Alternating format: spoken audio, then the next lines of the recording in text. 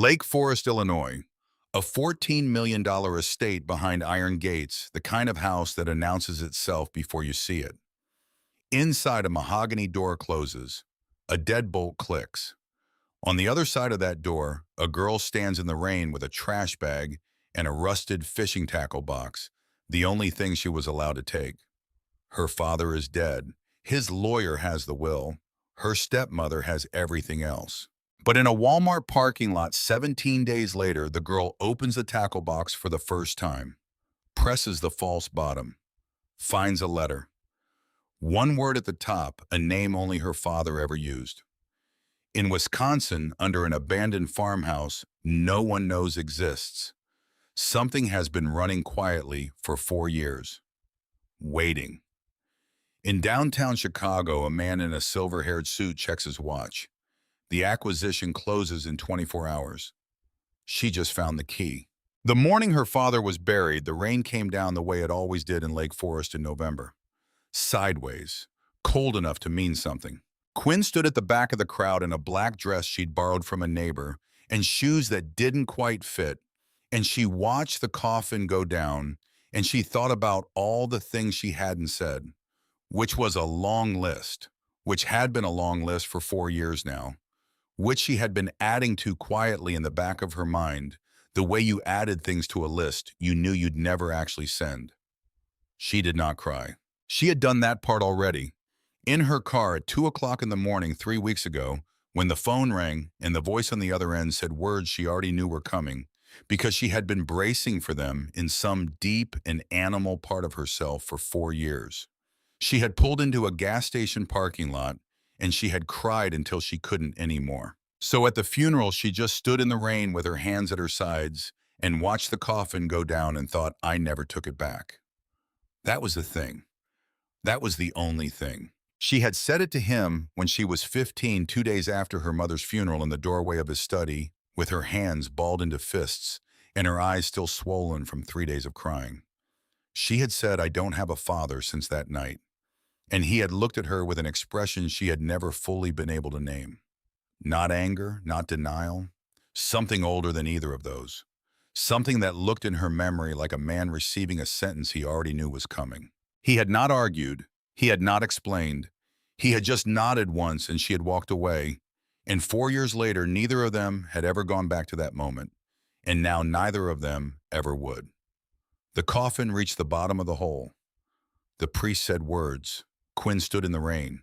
Nadine stood at the front of the crowd with Sterling beside her, his hand on her arm.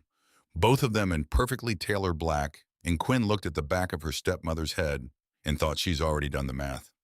She's been doing the math for weeks, which was a thought Quinn had been having for a while now, which she hated having, which had started the day her father came home from the hospital after the first episode, and Nadine had sat across from Quinn at the kitchen table and said in the gentle voice of someone delivering bad news, that is somehow also not terrible news for them. Your father's heart is getting worse. And the way she said it, the flatness underneath the soft. Quinn had filed that away, the way she filed most things, quietly and carefully and without acting on it, because what was she supposed to do with a feeling like that? Go to her father and say, I think your wife is glad you're dying. She had said nothing. She had gone back to her dorm room and stared at the ceiling and thought about the expression on his face in that doorway 4 years ago. Now the funeral was over. Now the rain picked up.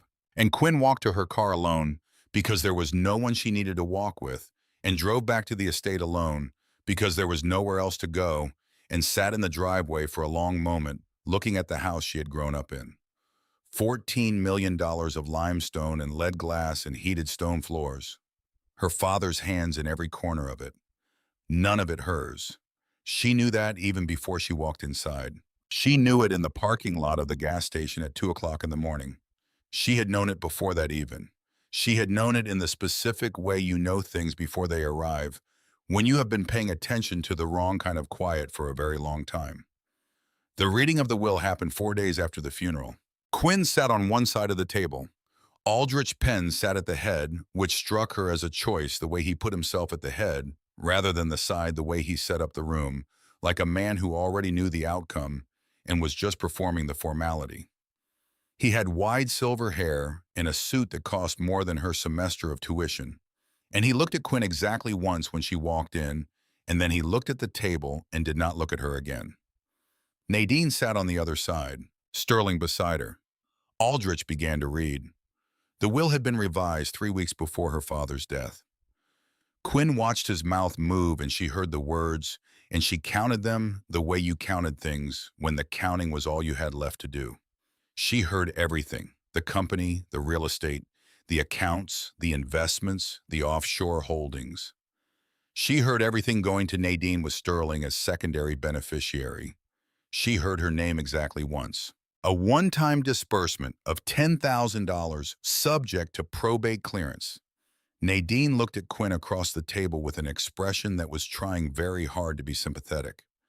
Quinn looked back. She said nothing. Because what was there to say? Because she had known. Because the expression on Aldrich Penn's face when she walked in was the expression of a man for whom this meeting had already been over before it started. She got up from the table. She walked out. 3 days later, Nadine knocked on the door of Quinn's childhood bedroom. She said, "I want you to know this isn't personal." Quinn looked at her. Nadine said, "Your father wanted this. He wanted me and Sterling to have security. He worried about you, actually. He thought you were strong enough to make your own way." Quinn said, "When do you need me out?" Nadine said end of the week, which was 4 days, which was enough time to understand that she was 19 years old and her father was dead, and her stepmother had just given her 4 days to vacate the house she had lived in her entire life. She packed in 2 hours, mostly because there wasn't that much that was actually hers. The rest of it, the furniture and the books and the good winter coat she'd been using for 3 years, had been paid for by her father's money and was therefore subject to debate. She didn't debate it. She took her clothes. She took her laptop. She took the small frame photo of her mother that had lived on her nightstand since she was 6. She took her mother's old silver watch from the jewelry box on the dresser, the one her mother had worn every day until the day she went to the hospital and never came home. And she took the tackle box. It had been in her father's study on the bottom shelf of the bookcase nearest the window since before she could remember. Green metal paint chipped at the corners, latches gone orange with rust. He had taken it to Lake Michigan once or twice a year for as long as she could remember, which was the only time he ever seemed to stop moving. He would sit in the boat with the line in the water, and he wouldn't talk much, and she would sit beside him and not talk either. And it was the only place she had ever felt that the two of them understood each other completely without needing to explain anything. She hadn't been on the boat with him since she was 12. She took the tackle box because it was the one thing she could think of that Nadine would not want and would not notice was gone. She carried it and her suitcase and her 2 boxes down the stairs and past the kitchen and out the side door and put them in the back of her 2009 Honda Civic, and she did not look back at the house. The security guard at the end of the driveway did not look at her as she drove through. The gate closed behind her. She drove 2 miles and pulled into a church parking lot and sat there for 45 minutes looking at her hands on the steering wheel. She had $340 in her checking account. She had a car with 178,000 miles on it. She had nowhere to go.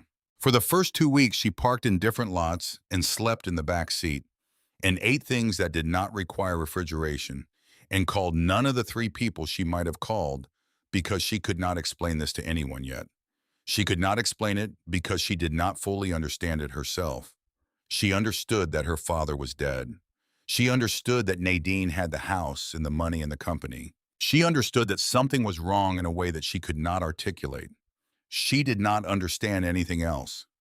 It was on the 17th night in the corner of a Walmart parking lot at 10:30, with the windows fogging from her breath and her phone at 12% battery, that she opened the tackle box. She had not opened it before. She did not know why she opened it then. Something to do, something of his to hold. She unlatched the rusty clasps. The smell hit her first. Lake water and old metal and something underneath those things that was specific and untranslatable and completely devastatingly his. She pressed her eyes closed for a moment and breathed it in and let herself have that. Just that. Just a second of it. Then she opened her eyes and looked down at the box. The usual things: plastic dividers, dried rubber lures in orange and green, a coil of old fishing line, two hooks in a small paper envelope, the envelope softened with age. And below those, his old fishing reels, two of them solid and well-kept, the kind that still had value to the right buyer. She ran her fingers along the plastic dividers the way she had done as a child, when she would sit beside him in the boat and look through his things out of boredom, and he would tell her the name of each lure and what it was for. She pressed down on the bottom divider. It shifted. She froze. She pressed again. A soft click. The bottom tray lifted. Her car keys were in her hand before she knew what she was doing, and she wedged the thin metal under the edge of the plastic and pried upward, and the false bottom came up with a sound that was almost nothing, almost just the settling of old plastic. Beneath it, a small velvet pouch and a folded piece of paper. The paper yellow with age, the fold lines soft and worn like it had been folded and unfolded many times. Her hands were not steady when she unfolded it. The handwriting was his, not the formal controlled handwriting of someone writing a business document. The other kind, the kind she remembered from birthday cards when she was young before he stopped writing them by hand, rushed and slanted and private. He had written a single word at the top before anything else. Sparrow. She stopped. Nobody had called her that in 4 years. It had been his name for her, only his, from when she was small enough that she used to climb into the spaces between the furniture and sleep there, and he said she reminded him of a bird that found its rest in unexpected places. Her mother had laughed every time he said it. Quinn had pretended to be annoyed. She had not been annoyed. She had loved it more than she had ever told him. She read the rest of the letter. Sparrow, if you're reading this, things have gone the way I was afraid they would go. I need you to listen carefully because I don't have room to explain everything here. Go to First National Bank downtown, box 517. Use what's in the pouch. Don't bring anyone with you. Don't tell anyone where you're going. I know this is asking a lot. I know you have reasons not to trust me. I know I wasn't there when I should have been. I'm sorry for that. I'm sorry for more than I can write here. Please go to the bank, Sparrow. Look for the seam. Love, Dad. She sat in the Walmart parking lot with the letter in her hands and her phone at 7% and the windows completely fogged, and she read it twice more. She tipped the velvet pouch into her palm, a small safety deposit key. Dull brass, the number 517 stamped into the head. She sat there for a long time. Then she plugged her phone into the car charger and she waited until morning. She drove to a pawn shop before the bank. She took the 2 fishing reels from the tackle box, the ones her father had kept in there for years, and she laid them on the glass counter. The man looked at them. He said $60. She said fine. She closed the tackle box and put it back in the car. She drove to the bank. The First National Bank downtown had marble floors and the hush of places where large amounts of money live quietly. Quinn walked in wearing the same clothes she'd slept in, and 3 days of not being able to shower properly, and a jacket that was not warm enough for November in Chicago. The teller looked at her. Quinn set her driver's license and the key on the counter and said, I need to access a safety deposit box. 10 minutes later, she was in a private viewing room with a long metal box on the table in front of her. She opened the lid. No cash, no gold, no stack of negotiable documents. One manila folder sealed with a metal clasp, and on the front of it, in her father's handwriting, open alone. There was also a brass key smaller than the bank key with a piece of masking tape on it. The tape said front door in a folded piece of paper, smaller than the first letter. 3 lines. The property is in Black River Falls, Wisconsin. The GPS coordinates are attached to the folder. Find the seam in the floor, not the ceiling. She sat with that last line for a moment. Not the ceiling. Like he had anticipated something. Like he had known that whoever was looking for whatever he had hidden would look up. She opened the folder. The property was registered to a limited liability company called Blue Heron Holdings. Attached was a notarized document naming her as sole proprietor of the LLC, her name appearing nowhere in any personal probate search Nadine might have run. A separate page, GPS coordinates. She had never heard of Black River Falls in her life. She left the bank and she sat in her car and she looked at the Wisconsin coordinates on her phone and she thought about the letter, about the word sparrow, about the way he had written, "I know you have reasons not to trust me," in the same handwriting she remembered from birthday cards when she was 9. She drove to a gas station. She filled the tank. She pointed the car north. The drive was 5 hours. Illinois flattened out into Wisconsin, and Wisconsin buckled up into forest, and the forest thickened until the sky was mostly visible only in narrow strips between the trees.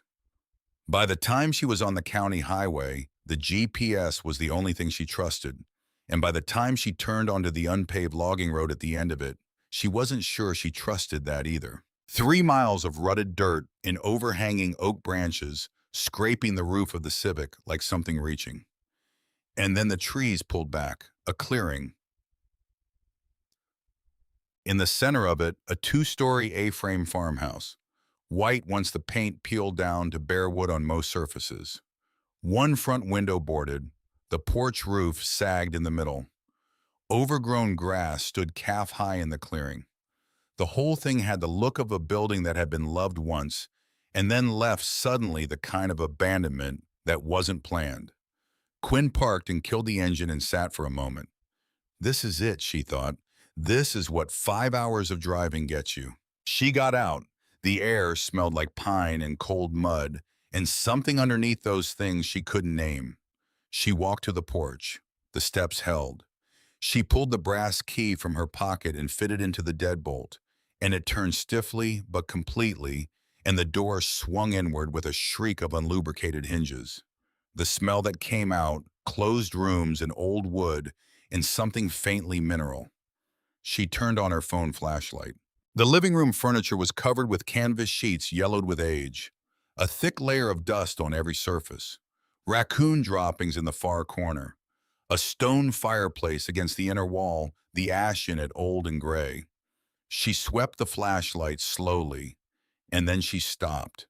The dust on the floor was thick, a pale carpet of it, across the entire room. But running from the front door toward the hallway, cutting cleanly through that carpet, was a set of footprints. Not hers. Her footprints were at the threshold. Soft-soled sneakers, the impression shallow. These were different, deep-grooved, large. The tread pattern of heavy tactical boots, and the edges of the displaced dust were sharp, not softened by days of settling. Sharp, recent, maybe 48 hours. Someone had been here. Her mind went immediately to Nadine, then to Aldrich Penn, then to the word inside the folder, LLC Shell Company.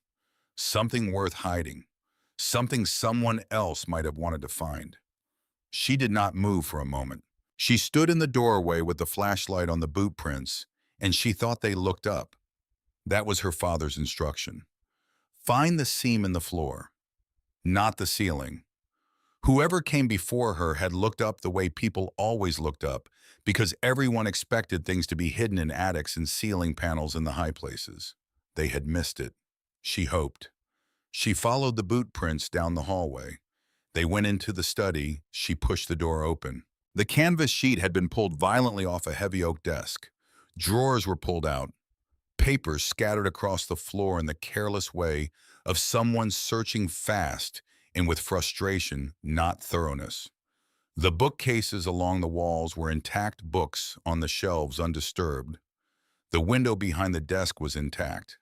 They had found the study. They had not found what they were looking for. She turned. She went back to the hallway and then to the kitchen. Her flashlight moved across the kitchen floor. Wood planks old dark with age and use. She crouched and moved the beam slowly, looking for what her father had told her to look for. The seam. Most old floors had irregular gaps between boards. That was settling. That was age. That was wood contracting and expanding over decades. But a seam meant something else. Something straight. something intentional. She found it near the center of the room. A rectangle maybe 4 feet by 3 feet, traced by 4 straight edges that were just slightly too clean to be natural. She ran her fingers along one side. The gap was uniform. The edges were cut rather than split. Below the rectangle, set flush into the floor, a steel ring folded flat into a recessed channel. Invisible unless you were kneeling with a flashlight at floor level. She got her fingers under the ring and lifted. The trapdoor came up on hydraulic hinges, smooth and controlled without the groan she'd expected. The cool air that came up was different from the stale air of the abandoned house. It was clean. It was moving. Active ventilation. She shone the flashlight down. Stone steps, not wood. A staircase descending into something that was neither dark nor abandoned. Because as she leaned over the opening, she could see at the bottom the faint blue-white glow of standby indicator lights. Something with power was down there. She put her foot on the first step. A voice behind her. She spun so hard she nearly went down the stairs. An old man stood in the kitchen doorway. 60-something. Heavy set in the way of men who had worked physically for decades and then slowed down. A canvas jacket with a collar turned up against the November cold. White hair closely cropped, and a quality of stillness in his face that belonged to someone who had been expecting this moment. Her heart was in her ears. She had the flashlight pointed at him like a weapon, which was absurd, but she was 19 and there was a stranger in her doorway. He held both hands up, palms out. Slowly, he said, "My name is Edgar Bell. I worked for your father for 22 years. He called me 3 months before he died and told me to come here and wait." She said, "Wait for what?" He said, "For you." She looked at him. He did not move. He did not look away. He had the face of someone who had already decided how this conversation would go and was prepared to be patient about getting there. She said, "How long have you been here?" He said, "Since last Thursday." She said, "There were boot prints in the study." He shook his head slowly. He said, "That wasn't me. I got here Thursday. Whoever made those prints was here earlier in the week. I found the place the way you found it." She said, "So someone else knows about this property." He said, "Your father thought they might find the shell company eventually. He said if they got here first, they'd look up. He was very specific about that." He paused. He said, "Look up. That's what they always do." She turned back to the trap door, looked down, the blue-white glow of the indicator lights. She said, "Did you know what was down there?" He said, "No. He told me to wait for you. He said you'd know what to do once you found it." She looked at the old man again, at the hands that were still partly raised, still showing her he meant nothing threatening, at the face that had been trained by 22 years of working for her father and therefore had a quality of patience that she recognized. Her father had trusted this man enough to call him 3 months before his death and ask him to drive to Wisconsin and wait. She said, "Edgar Bell." He said, "Yes." She said, "He talked about you." A pause. Something moved in the old man's face. He said, "He talked about you too. Every weekend when he came out here. He talked about you every time." She turned back to the trap door. She started down the stairs. 12 steps, smooth stone, not rough. Not excavated rock, but poured concrete finished on the walls and ceiling and floor below. At the bottom, motion sensor lights clicked on ahead of her warm white, revealing a corridor 10 feet long leading to a steel door. The corridor was clean, not just uncontaminated by the decay above. Clean in the specific way of a space that had been maintained. The walls had no cobwebs. The floor had no dust. She could smell faint chemical freshener in the ventilated air. This had been cared for. Consistently. She went to the steel door. It had a keypad. She stared at it. And then she noticed at the bottom left of the keypad, housing a small piece of masking tape, barely visible, the edge slightly curled. On the tape, in her father's handwriting, a 6-digit number. He had taped it there. Like he knew the keypad would mean nothing to her. Like he had refused to make her guess. She entered the code. The door opened inward with the sound of a good seal releasing. Beyond it, the first room. It was larger than the kitchen above, larger than it had any right to be in a space dug under an abandoned farmhouse in rural Wisconsin. The ceiling was 8 feet high. The walls were lined with server racks, not new, but not old either, the blinking lights of active systems in rows. And along one full wall, wooden shelving floor to ceiling, organized by year holding binders and accordion files and stacked manila folders organized by date going back 6 years. 6 years of something. She pulled a folder from the nearest shelf and opened it. The first page was a printed email chain between two email addresses she did not recognize, time-stamped 4.5 years ago. At the top of the chain, highlighted in yellow, a number $14.2 million in proprietary licensing fees transferred to an offshore account. The account was not her father's company's account. She looked at the other folders, other transfers, other dates, a trail of something being moved slowly, carefully over years. A trail of correspondence that started 5.5 years ago and continued in increasing volume until 6 months before her father's death. She put the folder back. She went to the second door. It opened onto a smaller room, floor-to-ceiling filing cabinets, and on the central table a large flat surface covered with organized stacks of bound documents.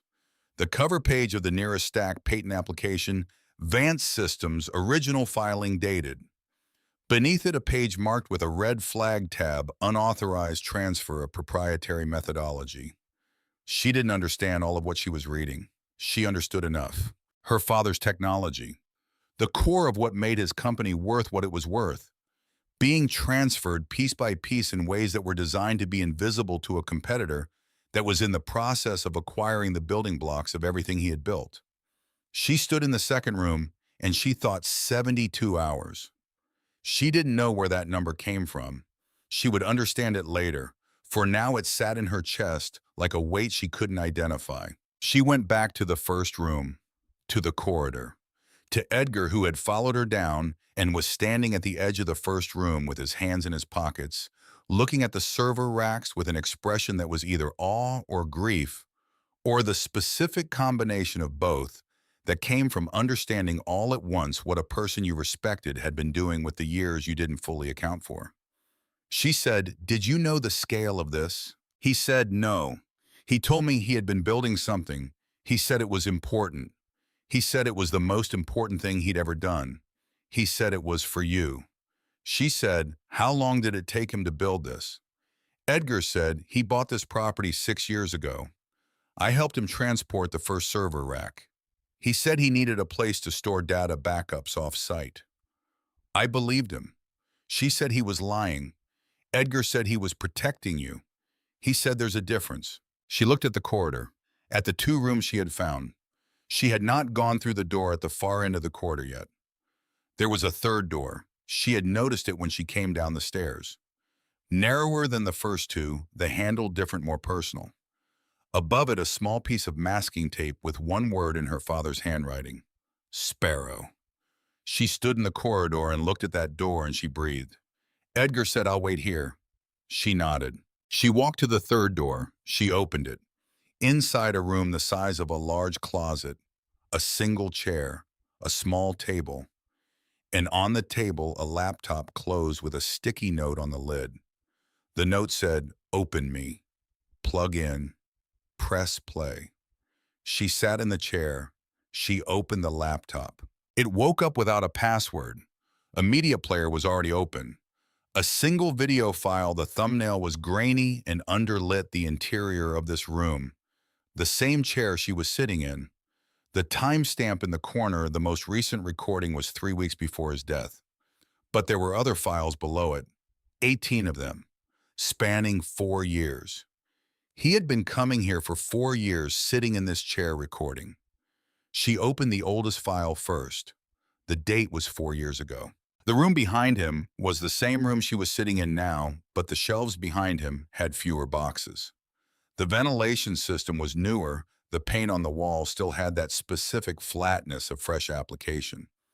He looked younger than she remembered, but also more tired. He looked directly at the camera and he said, "Sparrow, if you're watching this one, you found it. Good. I need you to watch them in order, but not yet. First, I need you to find the other folder, the green one. It's in the second room on the right side of the center table. There's a tab marked Checkmate. Do not open it yet.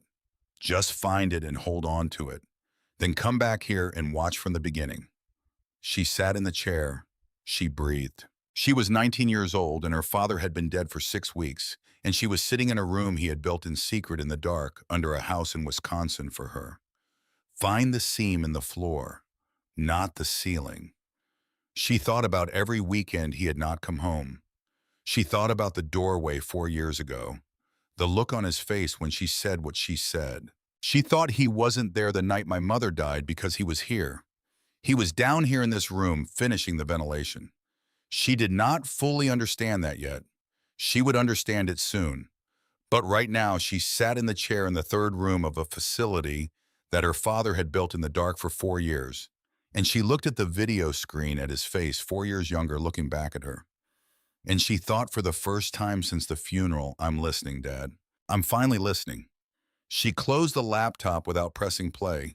She got up. She went back to the corridor. She went to the second room. She found the green folder on the right side of the center table. The tab was marked Checkmate. She did not open it. She held it. She went back to the corridor and called up the stairs. She said, Edgar. His voice came down. Yes. She said, can you get some food? Whatever is closest. I'm going to be here for a while. A pause. Then he told me you'd say something like that. She said, what did he say back? Another pause. Longer. Edgar said, he said to tell you I'm sorry I wasn't there, and I'm so proud of you for coming. She stood in the corridor with the green folder in her hands, and she looked at the door to the third room, at the single word on the masking tape above it. Sparrow.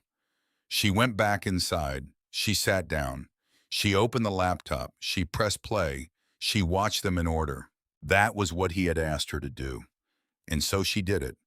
She sat in the chair in the third room of a facility under a Wisconsin farmhouse with an old man somewhere upstairs and a green folder in her lap that she had not opened yet, and she watched. The oldest file first, 4 years ago. He was 51 in that recording, and he looked it, which was something she had not fully registered when he was alive, because you didn't look at your father that way when he was alive. You looked at him the way you always had, as a fixture, as a constant, as a thing you expected to persist. But on the screen, he was 51 and tired in a way that she could see now with the clarity of hindsight. And he was sitting in this chair, in this room with the concrete walls behind him, bare of everything, and he was looking directly at the camera, the way someone looks at a camera when they know they are talking to a specific person and want that person to feel it. He said, Sparrow, I'm going to start from the beginning so you have all of it. I don't know when you'll watch this. I don't know what will have happened by then, but I want you to have the whole truth, not pieces of it, all of it. He said, 6 years ago, I discovered something that changed everything. She watched. He explained it methodically, the way she remembered him explaining things at the dinner table when she was young, when he had still come home for dinner. The cadence of a man who had spent decades making complicated things legible for other people. Patient, precise, moving from one point to the next without redundancy. 6 years ago, one of his engineers had flagged an anomaly in their licensing structure. A pattern of small transfers, each one below the threshold, that would trigger an automatic compliance review moving proprietary methodology data to an external contractor that had no relationship with any of the company's legitimate partners. He had traced it. For 3 months, he had traced it quietly without telling anyone, because the person he would normally have told about something like this was his general counsel. Who was Aldrich Penn? Which was when he understood the shape of it. He said Aldrich wasn't working for Nadine. I want to be clear about that. I want you to understand what I'm about to tell you before you draw any conclusions about her. He paused. He said Aldrich had been approached by a competitor 5 years ago, before Nadine and I were even engaged. They had identified my company as their primary acquisition target, and they had identified Aldrich as the most effective vector of access. They offered him more money than I paid him in a decade, and they offered him equity in the combined entity post-acquisition. He said yes. He said it flatly, not with the heat of betrayal, which was how Quinn would have said it, with something past that, something that had already been processed and set down. He said everything that followed was Aldrich. Nadine didn't know. I need you to hold on to that. Quinn stopped the video. She sat with that for a moment. Because this was not what she had assumed. Because she had been picturing Nadine and Aldrich as a unit, a matched pair of deliberate cruelty, and she had been building a story around that picture for 6 weeks in gas station parking lots, in church lots, in Walmart at 10:30 at night. And now her father was telling her the picture was wrong. She pressed play. He said, I found the first evidence of Aldrich's communication with the competitor about 18 months before he approached Nadine about revising my will. Which means the will revision was not Nadine's idea. It was Aldrich's. He needed the estate structured in a way that would prevent any legal challenge to the acquisition after I was gone. He said he convinced her that I wanted this, that I had expressed it to him, that estate planning was the responsible thing to do given my health. He had documentation. He is very good at documentation. He said Nadine is not innocent of benefit. She knew the will revision disadvantaged you. I won't pretend otherwise. But she believed she was following my wishes as communicated through my lawyer. She did not know she was a piece being moved on someone else's board. He looked at the camera. He said, I am telling you this because I don't want you to spend your life hating the wrong person at the wrong intensity. Save the right amount for the right people. That was always your mother's advice, and she was usually correct. Quinn's throat did something she hadn't expected. Her mother. He had said her mother's name in the same breath as advice, with the ease of someone for whom that person was still present in some essential way, and Quinn had not been prepared for that. She paused the video again. She breathed. Then she went to the second room. She needed to understand the documents before she watched the rest of the videos. She needed the full picture, because her father was a man who built things in sequence, and she wanted to understand the sequence. The second room, the filing cabinets and the central table, and the bound documents with the red flag tabs. She spent 2 hours in that room. 2 hours moving from cabinet to cabinet, from folder to folder, building the picture from the bottom up, the way she had learned to study things, starting with the facts and working toward the interpretation rather than the other way around. And here is what she learned. 6 years of deliberate, carefully hidden intellectual property transfer. Not theft in the blunt sense, but something more elegant and therefore more devastating. The systematic documentation of her father's proprietary systems in ways that looked like contractor licensing, but were in fact the construction of a parallel technological infrastructure in the competitor's name. A technology company called Meridian Group. She had heard of them. Most people in the industry had. They were younger than her father's company by 15 years, and they had grown fast, which everyone had attributed to exceptional talent. Which everyone, including Quinn's father, had apparently attributed to exceptional talent until 6 years ago, when a single engineer noticed something wrong in a licensing record. The scope of what had been transferred, the core algorithmic methodology behind 3 of the company's 5 major product lines. Not the surface applications. The underlying logic. The thing that, if removed from the company and placed elsewhere, could be rebuilt into a competitive product in 2 to 3 years, which was approximately how long Meridian Group had been accelerating. She found the folder marked Acquisition Timeline. The deal was structured to close in 72 hours. 72 hours from a date at the top of the document. She looked at the date, 48 hours ago. She stood very still, which meant she had 24 hours. 24 hours before the acquisition closed. Before the technology her father had spent his adult life building was absorbed into a competitor's portfolio under terms that had been engineered by a man who had been paid to betray him. Before 3,000 employees lost the equity stakes they had been promised when they joined the company, equity that would be worthless under the restructuring terms Meridian had negotiated. She found the folder marked Employee Impact Assessment. She opened it, 14 pages. She stood at the center table in the second room and read all 14 pages. By the time she was done, her hands were not entirely steady. 3,041 employees. Average equity stake value under current company valuation, $113,000 per person. Under Meridian's acquisition terms, which reclassified existing equity as non-transferable prior employment stock and replaced it with new issue options vesting over 7 years, effective immediate value of zero. 3,000 people who had taken lower salaries in exchange for equity stakes. 3,000 people who had made decisions about their mortgages and their children's educations and their retirements based on a number that was about to become zero because of a deal that was engineered by one man over 5 years. She went back to the corridor. She went back to the third room. She sat in the chair. She pressed play. The videos moved forward in time. 18 recordings over 4 years. He came here once or twice a year, sometimes more when things were moving faster, and he sat in this chair and he recorded. And the quality of the recordings changed as the technology changed, but his face stayed largely the same, which was the strange thing. He aged in these videos the way he aged in her memory of him, which was to say slowly and in the spaces between visits, not in a continuous line, but in steps.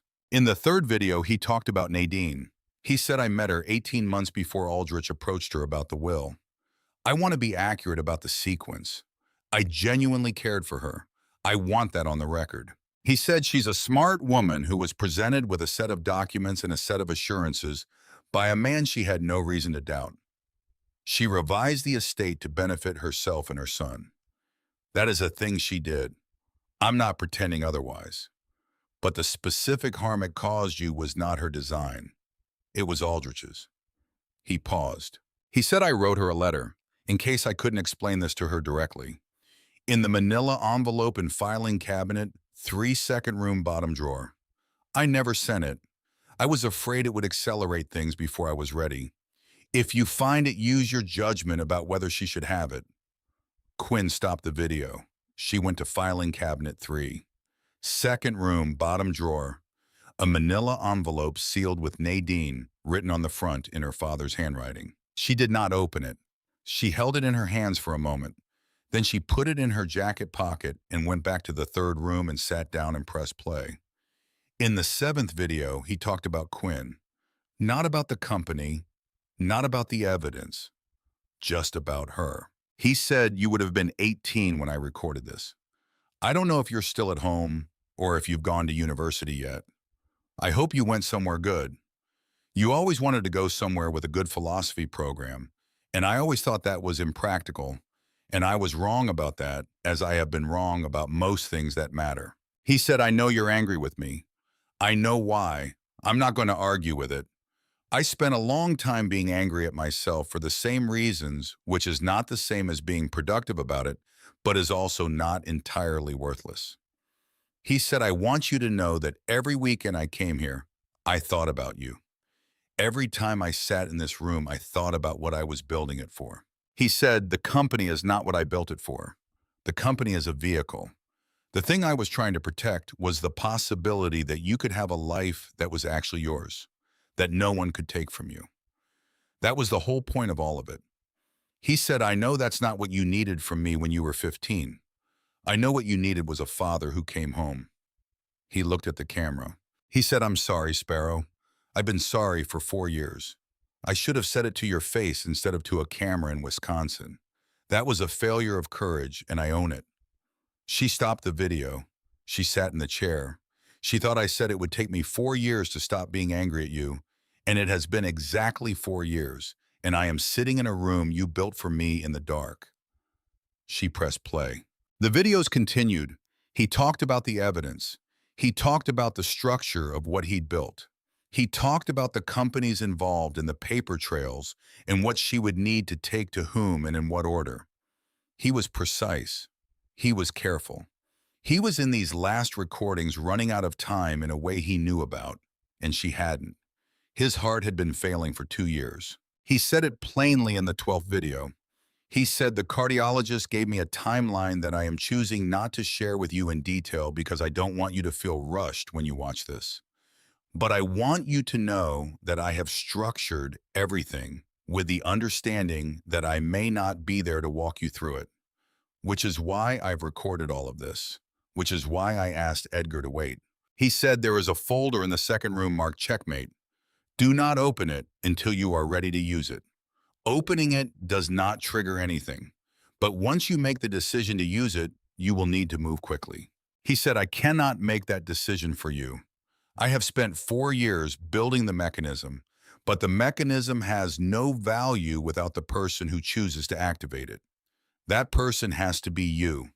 You have to decide, not because I failed to prepare, but because this is yours. All of it, including the decision. He paused. He said, I believe you'll make the right one. He said it simply, not as encouragement, as a statement of evidence-based fact. She was on the 16th video when she heard Edgar's footsteps overhead. Not the quick footsteps of someone coming to tell her food was ready. The other kind. She paused the video. She listened. Edgar said from somewhere above the trapdoor, Quinn. His voice had a quality she had not heard in it before. She went up the stairs. He was standing at the kitchen window, half behind the wall, looking out at the clearing. She said, what? He said, there's a vehicle on the logging road, still about a mile out. I can see the lights through the trees. She said, could be anyone. He said, no. He said it quietly, not with drama, with the certainty of a man who had worked for 30 years in corporate environments and had developed an accurate sensor for what certain kinds of trouble looked like approaching. She said, how long? He said 6 minutes, maybe 8 if they're being careful.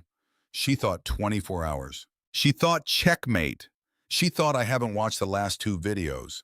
She said I have to go back down. He said, Quinn. She was already at the trapdoor. She went back down the stairs and into the 3rd room, and she sat in the chair and she pressed play on the 17th video. He was visibly thinner in this recording. That was the first thing. The tiredness she had noted in the earlier recordings had settled into something more structural, the kind of thinness that was not about food, but about the body spending its reserves on something that was costing it. He had approximately 6 weeks left to live when he recorded this. He did not know the exact number, but he knew the range. He said, Sparrow, this is the one I want you to watch last. But I'm going to record one more after this, which is the instructions. So watch them in order. But I want to say some things in this one that I don't want mixed up with the practical information. He said, I need to tell you about the night your mother died. She stopped breathing. He said, I have been trying to figure out how to say this for 4 years. I have started this particular recording 6 times and deleted it every time because I couldn't find the right way to begin. He said, there is no right way, so I'm going to say it plainly. He said, the night your mother died, I was here. In this room, I was installing the ventilation system for the 3rd room this room because the contractor I'd hired had made an error in the ductwork, and I had to fix it before the next inspection or lose another 3 months. And I got the call at 11:15 and I drove back, but I hit construction on the interstate.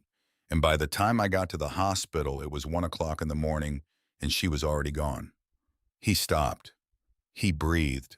He said, I have asked myself every day since that night whether I could have left the ductwork, whether I could have made a different choice. The honest answer is that I don't know. I don't know if leaving would have changed anything. I don't know if I would have gotten there in time, even if I had left the moment the contractor called me about the error. I don't know. He said, what I know is that I wasn't there, and that is not something I can give back to you. He said, I know what you said to me 2 days later. I know what you said, and I want you to know I have never for a single day in 4 years held it against you.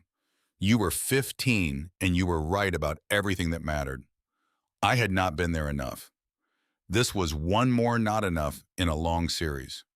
You were not wrong. He said, I am telling you this not to excuse myself. I am telling you because I have been carrying the fear that you believed I chose the company over her, over you. And I want you to know what I was actually doing that night. I was building this room for you. And that does not make me not guilty of the other things, but it is the true thing. And you deserve the true thing. He looked at the camera. He said, I love you, Sparrow. I should have said it more and louder and in person, and I am so sorry that I'm saying it like this. He said, "Go watch the last one now." She sat in the chair. She did not move for a moment. She was 19 years old and her father had been dead for 6 weeks, and she had just watched him tell her in this room that the night her mother died, he had been finishing the ventilation system for the room she was currently sitting in. For her. Not for the company. For her. Overhead, she could hear the distant crunch of gravel. Coming closer. She pressed play on the 18th video. He said, "This is the practical one, so stay with me." He said in the green folder marked checkmate, "You will find a power of attorney I executed before a notary public on the date stamped at the top. I executed it with the specific understanding that I might not be present to complete what I had started. The power of attorney designates you as my authorized representative to submit the evidence package to the FBI's Financial Crimes Division and the SEC's whistleblower program on my behalf." He said the evidence package is complete. I spent 6 years building it. It contains the email records, the financial transfer documentation, the patent filings, the parallel development timelines, and the direct communications between Aldrich Penn and Meridian Group's board. It is sufficient. I had a forensic accountant review it without telling her what it was for. She told me it was airtight. He said what it cannot do is submit itself. What it cannot do is make the choice. That part is yours. He said, "I want to be honest with you about what this involves. Once you submit it, there will be a period of legal proceedings that will disrupt your life. There may be people who are not pleased with you. Meridian Group has resources and they will use them. This is not a safe, easy thing. I'm not going to tell you it is." He said, "But here is what I can tell you. 3,041 people work for my company. They took equity stakes instead of higher salaries because they believed in what we were building. Under Meridian's acquisition terms, they lose everything. Every one of them. Because of a deal that Aldrich Penn engineered over 5 years. He said I could not stop it myself. My lawyers are his lawyers. My board had been compromised. My health had compromised me further. I ran out of time." He said, "You didn't." He looked at the camera. He said, "I am not telling you what to choose. I am telling you what is true."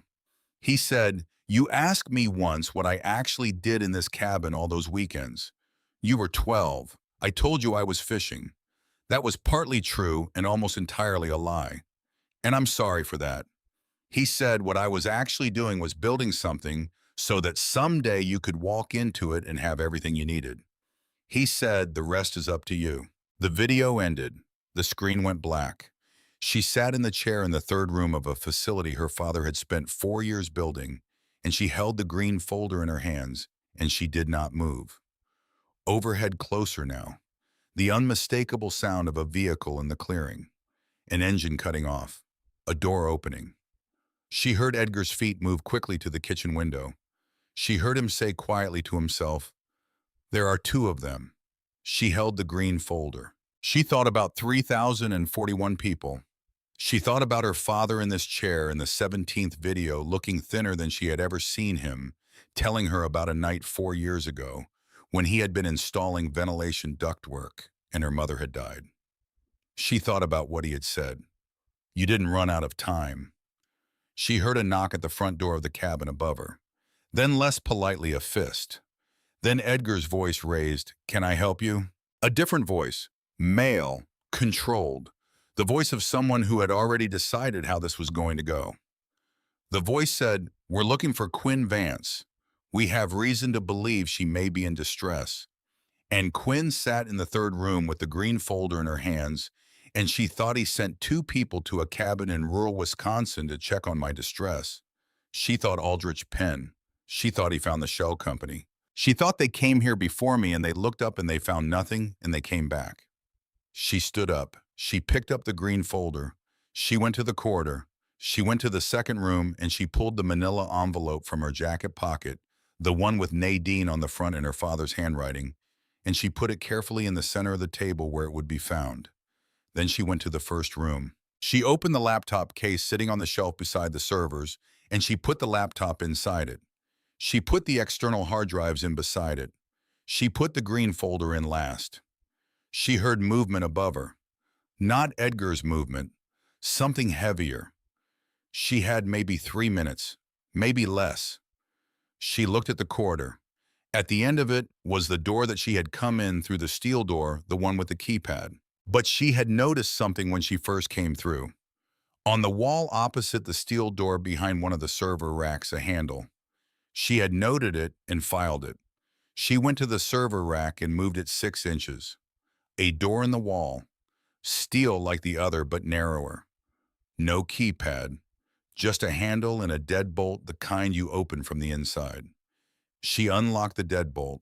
She pulled the handle. A short corridor, concrete, narrowing in the dark ahead of her. Cold air. Moving air. Edgar, she said, not loud but clearly. His footsteps on the stairs. Quick. He came into the corridor. He said, there are two of them. One is Aldrich Penn. I recognized him from photos in your father's files. She said, is there a second way out of the house? Not the front door. He said there's a cellar door on the north side of the house, connected to the basement. She said, does this tunnel connect to the basement? He looked at the narrow corridor. He said, your father never told me about this. She said, he was precise about what he told people. She held the laptop case. She looked at Edgar. She said, I need to get to a city. I need the FBI. I have a power of attorney and a complete evidence package, and I have maybe 24 hours before a deal closes that destroys everything in this room. Edgar looked at her for a moment. He said, I have a truck on the other side of the ridge. I parked it there when I heard their car the first time earlier this week. I didn't want them to see my plates. She said, how far? He said, half a mile through the trees. She said, can you get there from the cellar door? He said, yes. She looked back at the server room, at the racks and the files and the 6 years of what her father had built. She said, is there a way to lock this from outside? He said, the steel door. She said, if I pull it shut behind me and reset the keypad, do they get in? He said, not without the code. She said, does anyone else have the code? He said, only you. She thought about the third room, about the chair, about the laptop that was now in the case she was holding, about 18 videos recorded over 4 years. She said, okay. She said it the way you said a word when the word was a decision and the decision was made. She said, okay. She went back through the steel door and she pulled it shut behind her and she heard the lock engage, and then she entered 6 digits on the keypad and the indicator light went from green to red, and she thought, you can knock on it. All you want, Aldrich. You're not getting in. She went back to the narrow corridor. Edgar was already moving. She followed him into the dark. The tunnel was 200 meters of cold concrete and moving air, in the darkness that existed only underground. Not the darkness of a room with curtains drawn, but the darkness of a place that had never expected light. Edgar went first. He had taken the flashlight from the wall bracket near the entrance, which was the first indication that he had known about this tunnel, or had found it during his 4 days of waiting, or had been told just enough by Elliot to be useful without being told everything. Quinn did not ask. She followed the white circle of the flashlight, and she breathed the cold tunnel air, and she held the laptop case against her chest with both arms. She counted steps, because counting was something to do that was not thinking about everything she had just watched on a screen. At step 47, Edgar said without turning around, he talked about you every weekend. She said, you mentioned that. He said, I know. But I want to be specific. He said, he didn't talk about your grades or your plans or whether you were going to study something practical. He talked about the things you said, the specific observations you made. He kept a notebook. She said a notebook. He said a small green one. He carried it in his jacket. When you said something that struck him, he would write it down when he got home. She processed that. She said, I didn't know that. He said most children don't know the catalog their parents are keeping. They walked. The tunnel curved slightly at the midpoint and then straightened again and began to rise. At step 163, The ceiling lifted and the air changed, still cold, but now with a thread of pine in it. Something from outside finding its way in through gaps in the structure. She said, "How long did he build this in?" Edgar said, "I don't know exactly. I helped him bring in the first server equipment 4 years ago. The tunnel was already here then." She said he built the tunnel first. He said it seemed so. She thought he built the way out first, before he built anything to put inside, which was either the action of a very careful man or a very frightened one, or both. Which she was beginning to understand was a description that fit her father in a way she had not had the vocabulary for when he was alive. At step 200, the tunnel ended at a steel door identical to the one at the other end. Same design, same deadbolt, same handle. No keypad on this side. Edgar unlocked the deadbolt and pushed the door open, and the Wisconsin night came in all at once, cold and pine-smelling, and vast in the way that only places without city light were vast. They were in the trees, not close to the cabin. Half a mile through pines, the clearing invisible from here, the lights of whatever vehicle Aldrich Penn had arrived in not visible through the density of the forest. Edgar pulled the door shut behind them. The truck was where he said it was. A dark blue pickup, older, the kind of truck that existed in rural Wisconsin by the thousands and attracted no attention from anyone. He had parked it in a pull-off between two large oaks well off the logging road in the way of someone who had thought about not being found. She got in. He started the engine. He did not turn on the headlights until they were on the county highway, moving away from the logging road, the trees closing behind them like water closing over a stone. She said, "Madison."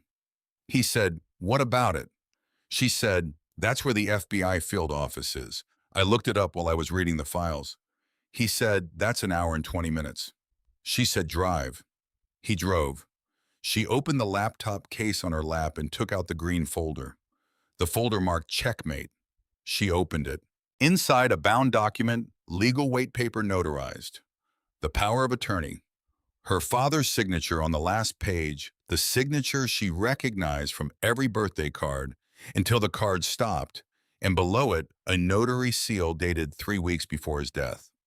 She read the relevant section. "I, Elliot Robert Vance, hereby designate Quinn Elliott Vance as my authorized legal representative for the purpose of submitting the evidence package described in Exhibit A to the Federal Bureau of Investigation's Financial Crimes Division and to the Securities and Exchange Commission's Office of the Whistleblower, said submission to be made on my behalf following my death and at the sole discretion of my designated representative. Exhibit A, a full index of the evidence. Every folder, every hard drive, cross-referenced." She read it twice. She turned to Edgar. She said he had a forensic accountant review the evidence. He said he mentioned that. She said, "Do you know who?" He said no. He was careful about what he told me. She said he was careful about what he told everyone. A pause. Edgar said he was trying to protect the people around him from knowing things that could make them targets. She said, "Including me." He said, "Especially you." She sat with that. She looked at the dark highway ahead, the headlights cutting a path through the pine forest. The sky overhead still a deep, flat black with the faintest suggestion of gray at the horizon, where morning was considering its options. She said, "Edgar, when he called you 3 months before he died, what exactly did he say?" Edgar was quiet for a moment. He said, "I need you to go to the cabin in Wisconsin and wait. I don't know when she'll come. It might be days, it might be weeks, it might be longer. But she'll come." He said, I asked him why he was so sure. He said, "Elliot told me because she's mine. Because she looks for things until she finds them. She always has." Quinn looked at the window, at the Wisconsin trees going past. "She thought I wasn't looking for anything. I was sitting in a Walmart parking lot at 10:30 at night eating crackers. And then she thought, but I opened the tackle box. After 2 weeks, after sitting with it in the back seat and not opening it, because opening it meant deciding something. She opened it, which was she supposed a version of looking. She said, I need to call ahead. He said to the FBI. She said, I can't walk in there. At what time is it? He said, 2:15. She said, I cannot walk into an FBI field office at 2 in the morning with a laptop and a folder and a power of attorney and expect to be taken seriously by whoever is on duty. He said no. She said there has to be a way to, and then she stopped. Because in the outer pocket of the laptop case, she had not looked in the outer pocket, and now her fingers found something in there. A business card, old, the edges soft, and she pulled it out and held it under the dome light. Special Agent Renata Osei, FBI Financial Crimes Division, Chicago Field Office, and a cell number handwritten in pen on the back, her father's handwriting. She turned the card over. On the back below the cell number, 2 words, she knows. Quinn sat in the dark truck on a Wisconsin highway at 2 in the morning and held a business card her father had left in a laptop case and read the words she knows. She said Edgar. He said yes. She said he knew an FBI agent. He said apparently. She said he told her. Before he died. A pause. He said he was more prepared than either of us realized. She said he was more prepared than any of us realized. She called the number. It rang 4 times and she was already composing the voicemail in her head when it connected and a woman's voice came through, awake, the alertness of someone who slept with their phone on, and answered it without confusion. She said, Osei. Quinn said, my name is Quinn Vance. Elliot Vance was my father. He told me to call you. A silence, not the silence of confusion, the silence of recognition. Agent Osei said, where are you? Quinn said, driving to Madison. I have a power of attorney, a complete evidence package, in 22 hours before the Meridian Group acquisition closes. Another silence. Shorter this time. Osei said, don't go to the Madison office. Come to Chicago, I'll meet you. Quinn said, it's 2 in the morning. Osei said, I know what time it is. She said, your father came to me 11 months ago. He showed me what he had. I've been waiting for someone to bring me the submission documents. Quinn said he came to you 11 months ago. Osei said he couldn't submit it himself, not without the power of attorney being active, which required, Quinn said, me. Osei said yes. She said, Quinn, your father was one of the most careful people I have encountered in 20 years of financial crimes investigation. He built that evidence package like a vault. All we needed was the key. She paused. She said, drive to Chicago. Quinn looked at Edgar. He had heard the whole thing. He said 4 hours. We can be there by 6. She told Osei 6 in the morning. Osei said, I'll have coffee. The call ended. Quinn sat in the seat with the phone in her hands, and she thought about 11 months ago. Her father alive, still driving to Chicago to meet with an FBI agent, and handing over the framework of what he had built, telling the agent, I cannot submit this myself. I need my daughter to do it. 11 months ago, she had been in her dormitory room angry at him not returning his calls with the passive cruelty of 19 and certain and wronged. Annie had driven to Chicago and built the last piece of the mechanism. She said he knew he was running out of time. Edgar said he was trying to get everything in place before he did. She said he never told me any of it. He said he was afraid that if he told you, you would try to help in ways that would make you a target before you had the protection of the legal structure. She said he should have told me. Edgar said yes. He said it simply, without hedging. He said he should have. He knew it. He told me he should have. But he was a man who was better at building things than at saying things, and sometimes those two capacities don't overlap the way we want them to. She looked at the highway. She said, he was afraid I wouldn't come. Edgar said no, he wasn't afraid of that. She said, he said you'd say something like that. He glanced at her. She said, when I told you to get food and said I'd be a while, you said he told you I'd say something like that. He said you would settle in. He said, once you found your way into something, you didn't leave until you understood it. She said, he was describing himself. Edgar said most parents are. They drove in silence for a while. The forest gave way to towns. The towns had gas stations and diners with their lights on, and the world between 2 and 5 in the morning, when the people who are awake are either working very hard or in some kind of trouble. She supposed both. She opened the laptop. She watched the last 2 minutes of the 18th video again. her father looking at the camera saying, "The rest is up to you." She closed the laptop. She thought about what the rest was.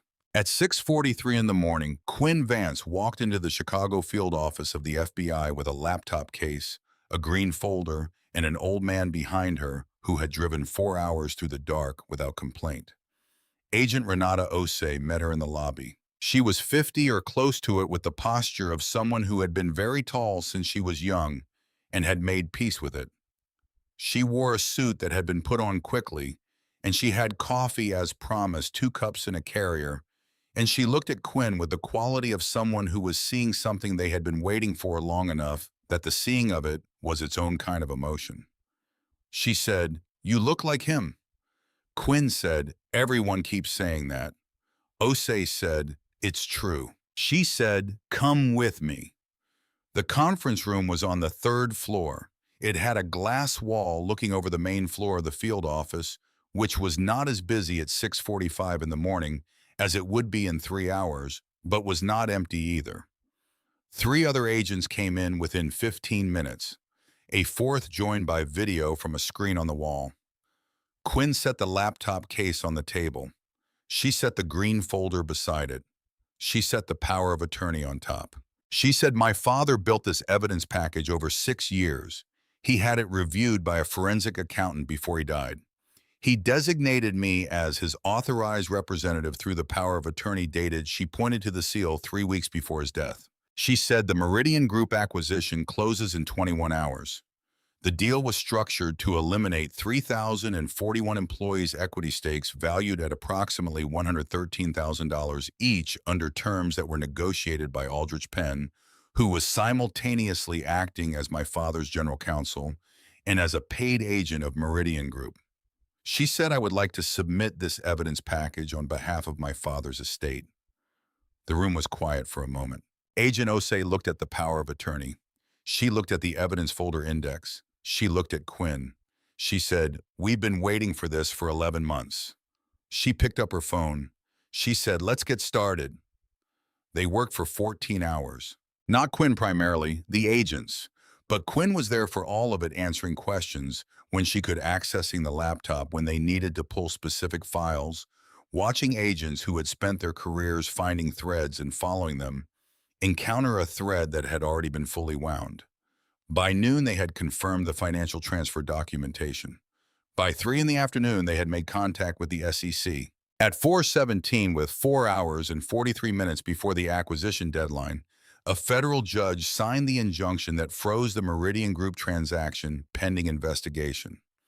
At 5:41, Aldrich Penn was arrested at his office on the 44th floor of a building in downtown Chicago by 4 agents who had, according to the report Quinn read later, given him enough time to set down his coffee before they put the handcuffs on, which she found quietly satisfying. The Meridian board members named in the email chains were addressed by end of day in a series of actions she only partially tracked because by 5 in the afternoon, she was so tired she was holding herself upright by what felt like pure stubbornness, and Edgar had fallen asleep in a chair in the corner of the waiting room with his coat over himself like a blanket. At 7 in the evening, Agent Osei came to find her. She sat down across from Quinn and she said, "The injunction holds. The acquisition is blocked pending full investigation. Aldrich Penn has been charged with 6 counts, including wire fraud, breach of fiduciary duty, and conspiracy to commit securities fraud. Meridian's executives are looking at similar exposure." She said, "The investigation will take time. There will be proceedings. It will not be simple." Quinn said, "I know." Osei said, "Your father anticipated that. There are funds held in trust specifically to support the legal costs of recovering the IP." Quinn said, "Of course there are." Osei looked at her. She said he was thorough. Quinn said he had 4 years. Osei was quiet for a moment. She said, "He talked about you when he came to see me. He said you were the only person he was completely certain would do the right thing with this." Quinn said he couldn't have known that. Osei said, "He said, I can't know what she'll choose. But I know her character, and I built this so that her character is the only thing required." Quinn looked at the table. She said, "He built an evidence package so comprehensive that the only thing it needed was someone willing to deliver it. Osei said, yes. Quinn said, and he believed I was that person. Osei said, yes. She sat with that, he said. She thought he didn't know I was sitting in a Walmart parking lot. He didn't know I had $340 in a car with 178,000 miles on it and nowhere to go. But he did know apparently that wherever I was, I would open the tackle box eventually. Osei said, there's one more thing. She slid a document across the table. Quinn looked at it. It was a letter, handwritten, her father's handwriting, addressed to Nadine. Osei said, your father left a copy with me as well. He asked me to deliver it to her if the investigation proceeded to arrest. Quinn said he left a copy here and one in the evidence room. Osei said he was very thorough about the letter. Quinn said he couldn't send it himself. Osei said he was afraid it would compromise the investigation timeline if Nadine had warning. Quinn said so he made multiple copies and left them in multiple places. She thought one in Wisconsin for me to find and choose whether to leave. One here for the agent to deliver officially. He had thought about the letter from every angle. She said, can I read it? Osei said he left instructions that it was for Nadine. But he also left this. She put a sealed envelope on the table. On the front in her father's handwriting, for Quinn after everything is done. Quinn looked at it. She said he made a copy of that too. Osei said, there's one in the evidence room as well. She said, in case I missed the one in Wisconsin. Osei said, he said she'll find one or the other. She always finds things. Quinn picked up the envelope. She held it. She did not open it yet. She said, how do we handle notifying Nadine? Osei said, we would normally send agents. Quinn said, can I go? Osei looked at her. Quinn said, he wrote her a letter. He thought she should have it from a person, not from agents arriving at her door. I'd like to be there. Osei was quiet for a moment. She said, we'll have 2 agents with you. Discreet. Quinn nodded. She stood up. She looked at Edgar asleep in the chair with his coat over himself. She thought he waited 4 years and drove 4 hours at 2 in the morning and sat in a waiting room for 6 hours without asking anything. She went to the waiting room doorway. She said Edgar. He woke up cleanly the way old men who had spent time in places that required alertness woke up. Not groggy, just present again. She said, I'm going to see Nadine. He said, do you want me to come? She thought about it. She said, go get some real sleep. I'll call you. He looked at her for a long moment. He said, your father would be... She said, I know. She said it gently, not to cut him off, just because she knew and the knowing was enough. She went. The house in Lake Forest was exactly as she remembered it from outside. The limestone facade and the curved driveway and the leaded glass catching the last of the evening light. She had lived here for her entire life, and she had driven away from it 17 days ago with a suitcase and a tackle box and had not expected to come back. The agents waited in the car. She walked up the drive. She knocked. A housekeeper opened the door, looked at her, called for Nadine. Nadine came to the front hallway in a silk robe, which meant it was after 9, and she had been preparing for bed, and she looked at Quinn, and her face did something complicated. Surprise was part of it, but not all. She said, Quinn. Quinn said, can I come in? A pause. Nadine said yes. The sitting room off the main hallway, the one her father had used for meetings he didn't want to have in his office, the one with 2 chairs by the window and a painting of a lake on the north wall that her mother had chosen. They sat. Quinn said Aldrich Penn was arrested this evening. Nadine's face went still. Not surprised. Not exactly. Something more like a person hearing a sound they have been half expecting for a long time, finally in a specific register. She said, what did he do? Quinn told her, all of it. Not the whole 6 years, but the shape of it, the architecture. Aldrich's arrangement with Meridian Group predating his arrangement with Nadine by 5 years. The will revision, the acquisition, the evidence package her father had spent 4 years building. Nadine listened. She did not speak. When Quinn finished, Nadine was looking at the painting of the lake, the painting her mother had chosen, and her hands were folded in her lap with the stillness of someone using stillness to stay above water. She said, "He told me Elliot wanted this. The will revision." Quinn said, "I know." She said, "He had documentation." Quinn said, "My father knew he would." He said Aldrich was very good at documentation. Nadine closed her eyes. She said, "I thought I was following your father's wishes." Quinn said, "I know." She said, "I thought he was sick and we had talked about planning for the future." And Aldrich said this was what he had discussed with Elliot and I. She stopped. Quinn waited. Nadine opened her eyes. She said, "I should have asked you. I should have talked to you." Quinn said yes. She said it without heat, just as a fact. She said, "But that is not the same as what Aldrich did." Nadine looked at her. Quinn pulled the manila envelope from her jacket. She said, "My father wrote you a letter. He kept copies in multiple places. He wanted to make sure you got it." She put it on the table between them. Nadine looked at the envelope, at the handwriting on the front. Something moved through her face that Quinn did not have a name for and did not try to find one for. She said, "He knew, the whole time." Quinn said he knew Aldrich had set you up. He said you weren't innocent of benefit, but that you didn't design the harm. Nadine said, "He wrote me a letter." Quinn said he was afraid if he sent it to you, you'd warn Aldrich.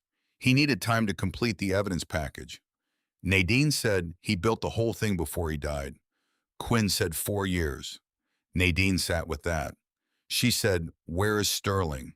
Quinn said, "I believe he's upstairs.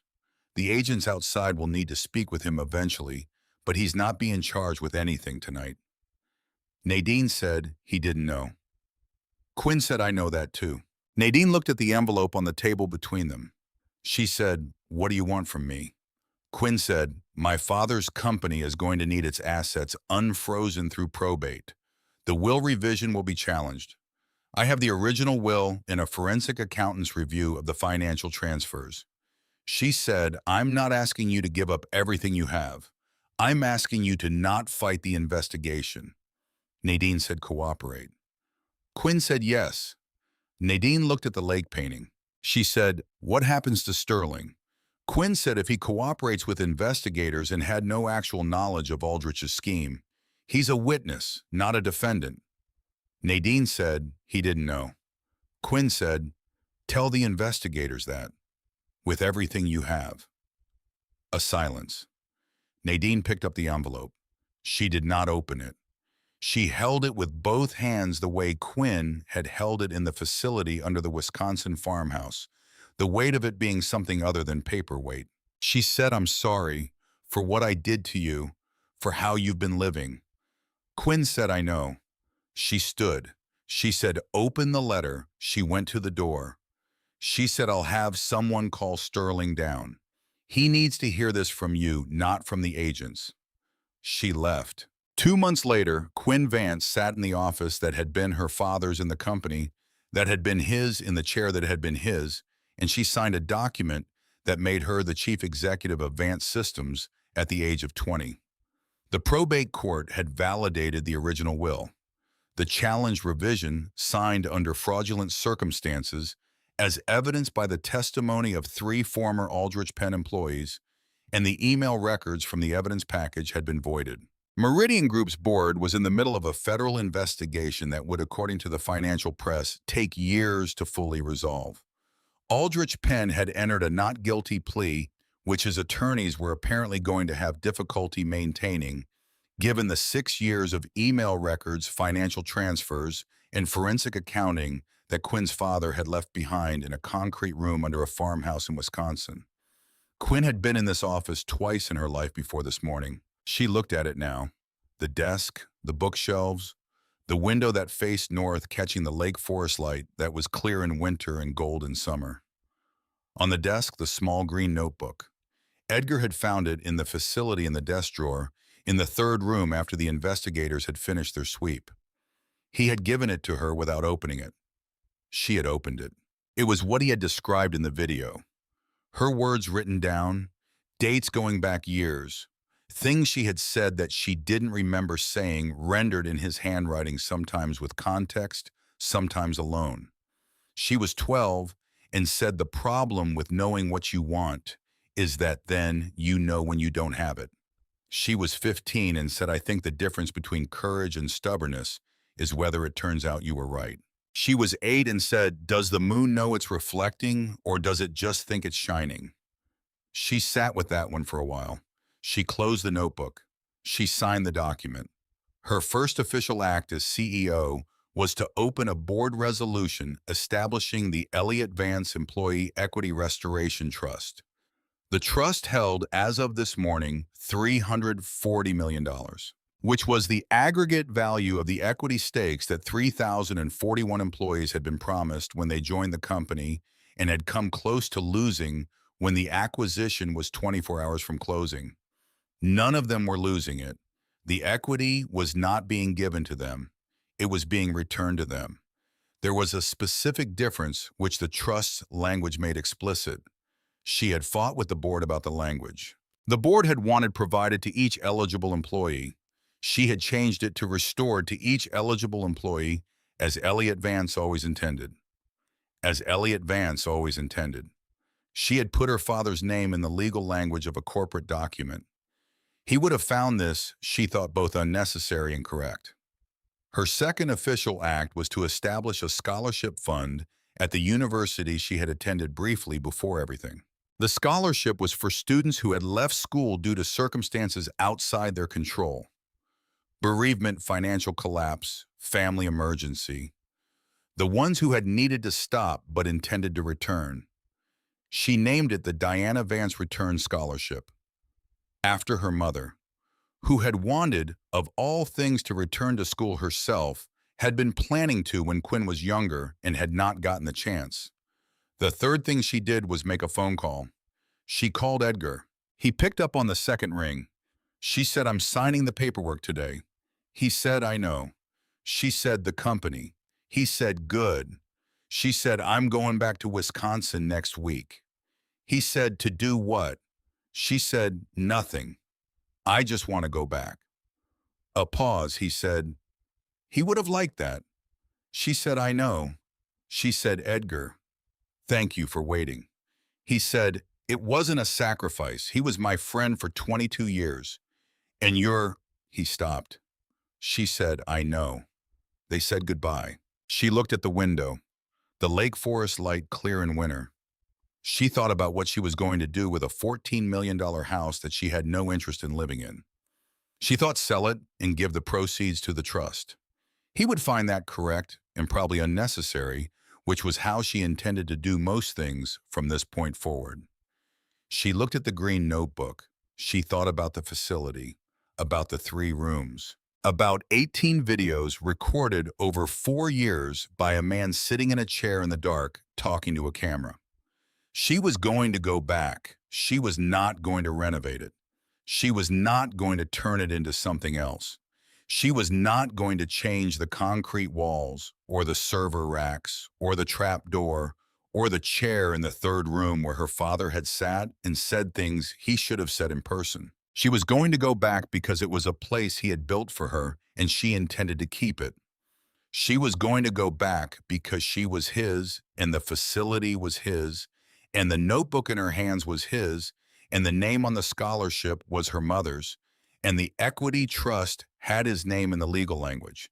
And all of this was the territory of people who were gone, and the only way to do right by the gone was to keep going. She stood up. She picked up the notebook. She picked up the envelope she had been carrying for 2 months, the one Agent O.C. had given her, the one her father had labeled "For Quinn after everything is done." She had not opened it yet. She sat back down. She opened it. His handwriting. 2 pages. The same rushed, slanted private script as the letter in the tackle box. He wrote, Sparrow, if you're reading this, everything is done. Or the main parts of it are done anyway. The rest will take time and that's all right. Things that matter usually do. He wrote, I want to tell you something I failed to say in person, which is apparently my most consistent failure. He wrote, "The company is not the point. I want that on the record. I know it's been the center of this whole thing, the mechanism and the evidence and the acquisition and all of it. But the company is not the point." He wrote, "You are the point." He wrote, "Every version of every decision I made in the last 6 years was made with one question: is Quinn protected? Not is Quinn wealthy, or is Quinn set up for success, or is Quinn positioned well? Is Quinn protected?" He wrote, "I should have found a way to tell you that while I was alive. I should have found 1,000 different ways to say it because apparently I only knew how to say things in basements and notebooks and legal documents, and that was not enough. That was never enough." He wrote, "I know about the fight. I know what you said. I am not writing this to forgive you because there is nothing to forgive. You were 15 and right, and I was absent and also right, which is the most complicated kind of both of us being right. And I hope someday you find a way to let yourself off the hook for it." He wrote, "I kept a notebook. You've probably found it by now. There are 43 entries over 7 years. I want you to know that I chose each one because it was the thing you said that I wanted to carry with me. Not the things you said about me, the things you said about the world, the way your mind worked on problems, the way you turned things over until you found the angle nobody else had found." He wrote, "You were 8 years old, and you asked if the moon knows it's reflecting or just thinks it's shining." He wrote, "That has been my favorite thing anyone has ever said. For 12 years, I'm sorry I never told you." He wrote, "The rest of the notebook is yours. Fill it however you want, or don't fill it at all. It doesn't owe you anything, and neither do I mean to say it does." He wrote, "I love you. I have loved you in basements and on boats and through cameras and in legal documents and in every other inadequate form I had available. I am sorry I did not find the better form sooner." He wrote, "Go do the rest, Sparrow. Go do all of it." He wrote, "The road is yours." She sat in her father's chair in her father's office with the letter in her hands. The Lake Forest light came through the window. She did not cry for long. She thought, gotten reasonably good at the efficient version, at letting something through all the way and then setting it down and continuing. She folded the letter. She put it in the inside pocket of her jacket next to the notebook. She stood up. She was 20 years old. She had a company and a trust in a scholarship fund in a concrete facility under a Wisconsin farmhouse with 3 rooms and a laptop and 18 videos and a chair. And she had the tackle box. It was on the shelf in the 3rd room where she had set it the day she arrived before any of the rest of it. She had asked specifically that it not be cataloged as evidence that it be left where she put it, which it had been, because it was a fishing tackle box, because it was not evidence of anything except a father who had built an enormous thing and put the first key to all of it in the most ordinary place he could think of. Next week, she was going back to Wisconsin. She was going to take the tackle box off the shelf. She was going to put it somewhere she could see it. Not as a memorial, as a reminder. Because someday she was going to be in a room with a difficult problem, and she was going to need to remember what it looked like to look for the seam when everyone else was looking at the ceiling. She walked to the door of the office. She opened it. The company was in front of her. Her people. 3,041 of them. She thought, "I am Elliot Vance's." And then she thought, "I am Quinn Vance's," which is its own thing, which is, it turns out, the whole point. She walked through the door.